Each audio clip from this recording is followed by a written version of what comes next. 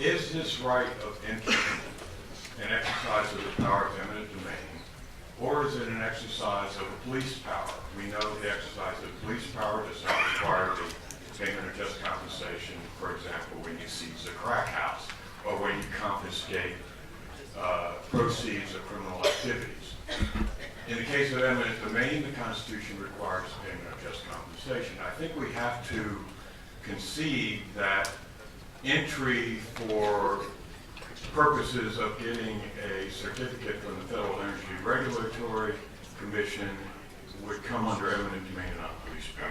So is there a taking when there's a non-consensual entry of people for studying and being on the property? I think we have to concede that's a taking from the bundle of sticks. We know property rights are described as a bundle of sticks.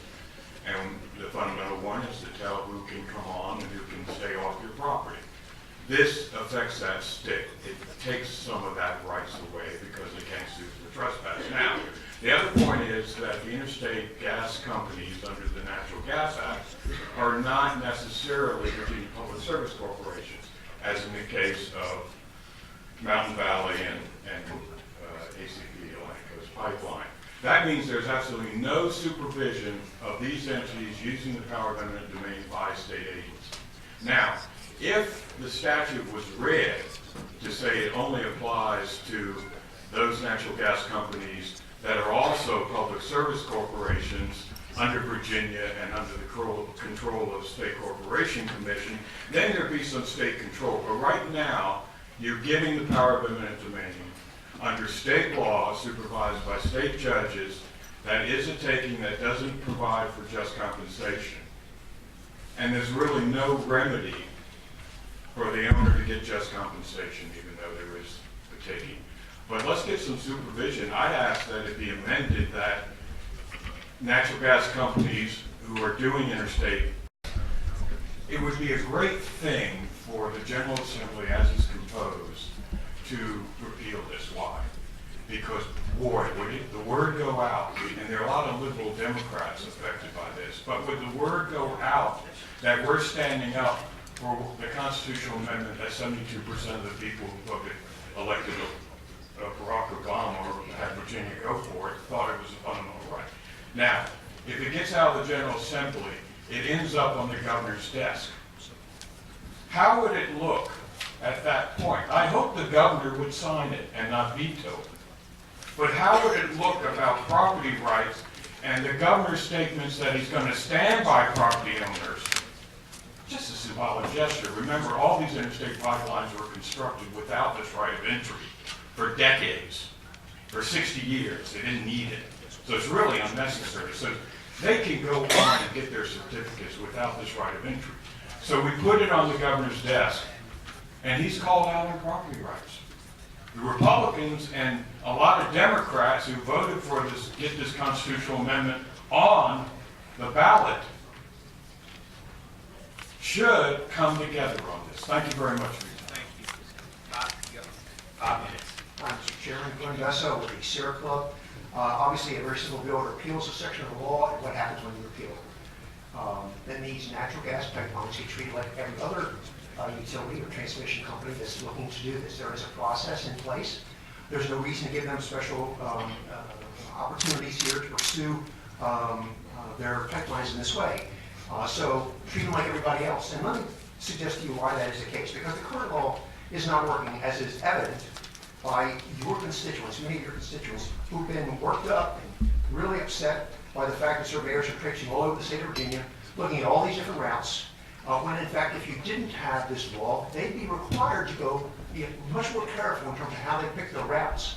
They would use GIS and existing maps to find the best route, so that when they proceed, they wouldn't be working up so many people in your districts, many of your districts, just by virtue of the fact that right now, under this special exception for interstate pipelines, that they can just keep drawing lines on the map and traipsing on people's property.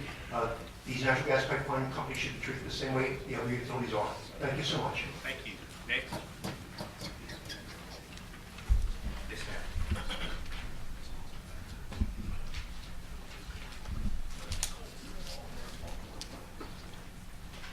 ma'am. So Kilgore, members of the, excuse me, Delegate Kilgore, I apologize. Mr. Kilgore, Mr. Chairman, good afternoon. Roberta Bondurant, I'm from Bend Mountain, Virginia. It's my pleasure to be here this afternoon. I have some documents for you very quickly, and I would ask you to share. I have 10 sets.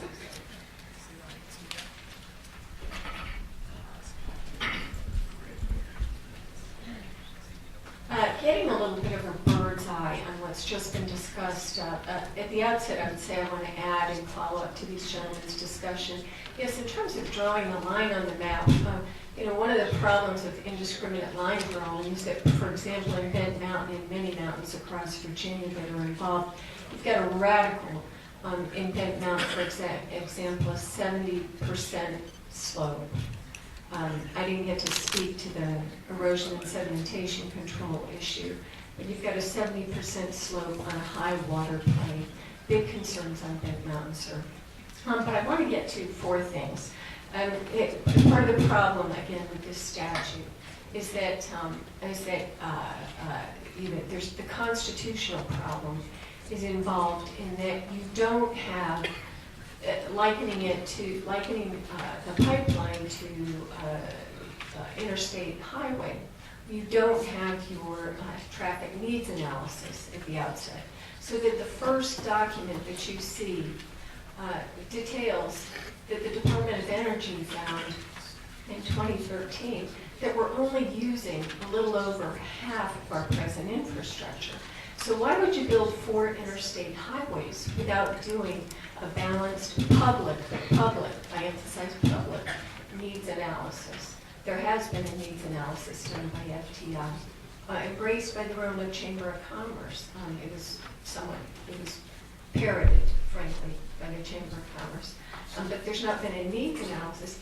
That would be part of what you see in the document before you as the PEIS, the Programmatic Environmental Impact Statement.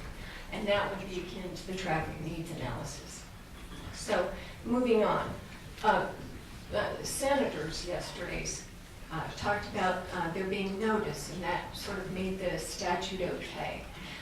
In the technical notice provisions, there's a constitutional problem there, void for vagueness. Neither the surveyor nor the landowner can read them. But let's say they have written a letter and they have given notice. They're not abiding by that written notice. So I'll go quickly to the problem, where that problem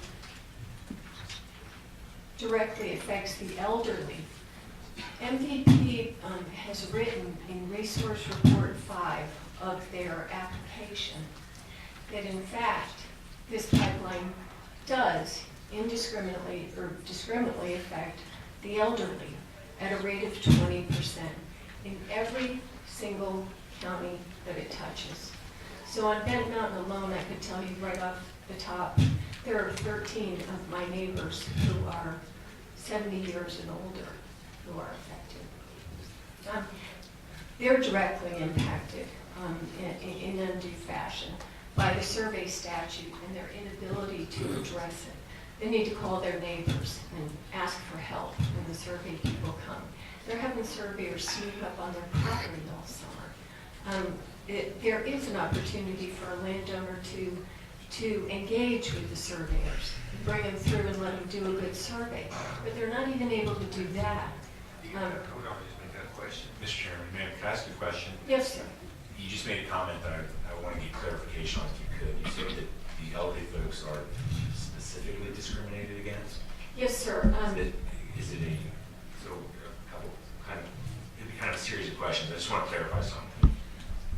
I just want to make sure when you say that, it sounds to me like the pipeline company is specifically finding elderly people to go through their properties. Or is it discrimination, or is it just happenstance that it's mostly elderly people? What I'm saying, sir, is that they, more accurately, as you say, happen to be in the way. Okay, so it's not right. So it's not. There's no evidence of discrimination against elderly as well. We would say that the pipelines certainly take the path of least resistance, and so the rural elderly tend to be in a sacrificial zone. I would add too in their response, for example, in the FERC required a Thanksgiving, day after Thanksgiving response for a legal process called intervention. One of the documents, at least one of them that you have in front of you, is a handwritten letter from George Jones, who was mentioned here. And I would have quoted the same passage from him. He was here at Pipeline Lobby Day in below freezing weather. He served in the Navy. 9 generations before him served in this country. I would say that Okay. All right, what I'd like to know, specifically, Mr. Kennedy, the last question.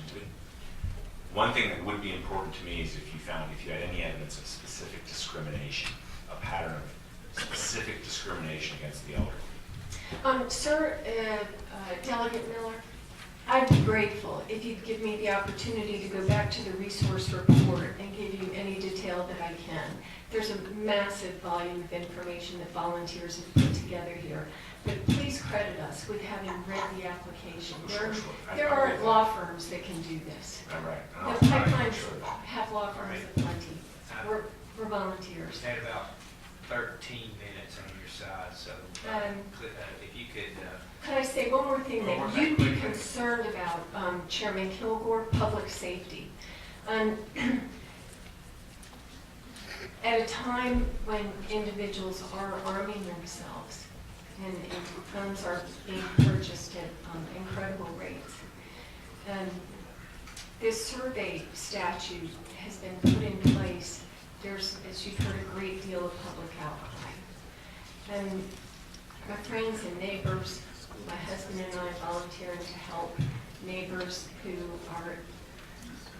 feel preyed upon by surveyors in the pipeline company, have been on the ground through the summer.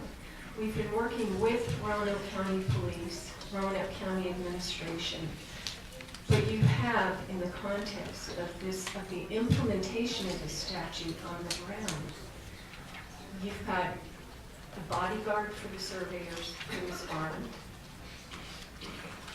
Landowners report sometimes seemingly aggressive.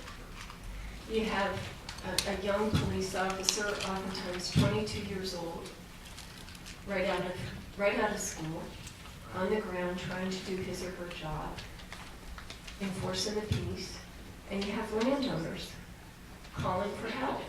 But you have rural landowners who forever have been armed. All right.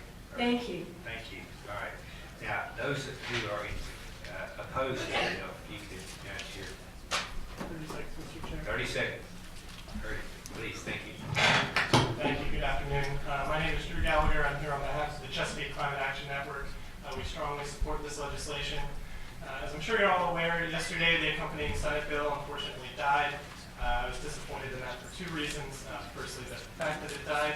Secondly, the line of questioning really struck me. Most of the questioning coming from the entire committee was due to how onerous this would make it for the natural gas companies. I would like to say that this piece of legislation has only been in place since 2004, and as was mentioned previously, companies have survived and thrived for decades prior to this. More to the point, I think this line of questioning misses the point, and that we should be holding companies to a high standard before we allow them to use the power of eminent domain. We should set the highest public bar possible, as was reaffirmed by Virginians 4 years ago when they overwhelmingly supported strengthening a constitutional amendment against eminent domain. I'd also note that Mountain Valley Pipeline, the pipeline slated to go through Delegate Yost District, has purportedly signed an agreement to export gas to India. I'm not sure how that complies with public benefit for Virginia. Secondly, last spring, a contractor surveying under this statute set a brush fire on private property of 2 acres. And so there has been damage caused under this statute, and we respectfully ask that you support this bill. Those in favor of the bill, if you could just raise your Chairman, members of the committee, David Clark, representing the Virginia Oil and Gas Association, and we respectfully oppose this legislation, and we submit to you that repealing the 2004 law would be bad, not only for pipeline interests, but also for the landowners potentially impacted by those pipelines. It is true that this law was put on the books in 2004, but it is not true that it created a right that didn't exist. That right has existed under common law, and in fact in Virginia statutes as far back as 1819. So the law in 2004, there's confusion that some people think it actually created the right. It did not. What it did do was to provide some guidance to the pipeline companies, requirements for notice, and it gives opportunity to the landowners to prohibit certain mechanical equipment and motor vehicles on their property. These are rights that did not exist prior to 2004. So what the 2004 law did was actually to protect the landowners by giving them some rights they did not have. We would suggest to you that it was good public policy for at least these reasons. The 2004 law would promotes the exchange of information between pipeline companies and the landowners, increasing the chances that they could work cooperatively to the benefit of both. It can lead to taking less property than would otherwise be taken. If the landowner has the opportunity to show their property and indicate where there are sensitive areas, it's possible that the route can be minimized or could avoid those locations. So rather than a pipeline company having to overtake so that they know that they would have the ability to put the pipeline in, they could confine their take to the area that they would actually need. Further, it ensures the notice to the landowner, which would give them the opportunity to schedule a time convenient to be there when the survey is taking place. You heard the speakers indicate that that would be important. The 2004 law gives that opportunity through the notice that's provided. And lastly, as already mentioned, that the 2004 allows the landowner to prohibit the use of motor vehicles, self-propelled machinery, and power equipment on the property. So for all these reasons, we would respectfully request that you not report this. Thank you. Mr. John Russell, on behalf of Dominion. A lot of the prior testimony in favor of the bill was indicating that the 2004 statute was something unusual, that it was a different right that it granted. Virginia has routinely provided the right of entry to people who are exercising the right of eminent domain. They provide it for all localities. They provide it for all school boards. They provide it for anyone condemning under Title 1.5.1 with a certificate of take. They provide it for the Chesapeake Bay Bridge Tunnel Commission. They provide it for the Aviation Board. They provide it for localities constructing airports. They provide it for public service companies. And the reason that Virginia provides these rights of entry to people who are exercising the right of eminent domain is not to undertake a take, but it is to protect the landowner so that you have an opportunity to limit the take as best you can. You can go on the property and find out whether or not this will be suitable for what you're trying to do. If you don't have the right of entry, if you don't have the right to go on and inspect, you're required to take an excess amount to make sure that you can get it covered, and you can't do the precision that you can when you're actually going in to condemn. We think this is a very important thing in order to protect the citizens, to keep the condemnation as limited as possible, and we think if we repeal this, we do great damage to the system. Y'all get where? Thank you, Mr. Chairman. John, Jack, whatever. We used to serve together many years ago. Yes. My question is, where in the code would I find the provisions for a public service company and a school board for this Sure. kind of thing? Aviation Board is 5.1-2.5. School boards and public service companies. School boards would be 22.1, 127. Hold on a second. Say it again. Would y'all like a list? I've got it. 22, 1, 1. The only ones I wanted to ask for, Okay. 22.1, 127. and Yes, sir. Public And then service. 5649. 56 what? 5649. Thank you. All right, thank you. Next. Mr. Chairman, members of the committee, I'm Mike Carlin on behalf of Columbia Pipeline Group. We oppose the bill for the reasons you heard previously from the two previous speakers. Thank you. Thank you. Chairman Scott McGarry, Washington Gas, we also oppose the bill urging not to repeal protections for landowners that is in this law. Thank you. Mr. Chairman, good afternoon. John Garrett Kemper on behalf of Virginia Natural Gas and AGL Resources. For the same reasons we oppose the bill. This survey rights go back to the 19th century. And the statute of 2004 simply put some reasonable restrictions on those rights. repealing that would be, I think, a step in the wrong direction. Thank you. Okay. Yeah, Mr. Chairman, Ron Dunn, Virginia Chamber of Commerce, and for those reasons you've also heard, we also oppose the legislation. All right, Doug, you have the last word. Mr. Chairman, this is a good conservative bill. I'm actually taking language out of the code for once, instead of trying to put it in. So I would hope it'd be the pleasure of the